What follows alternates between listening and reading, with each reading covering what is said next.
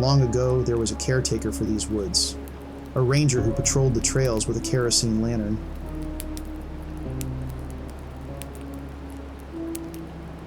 His name has been lost to time, but everyone knew him as a kind soul, always helping lost hikers or injured animals.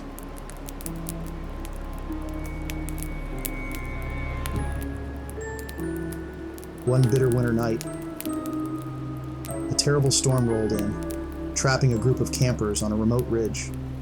The ranger set out to find them, despite the warnings of a blizzard. For days, the storm raged, and when it finally cleared, neither the campers nor the ranger were ever seen again.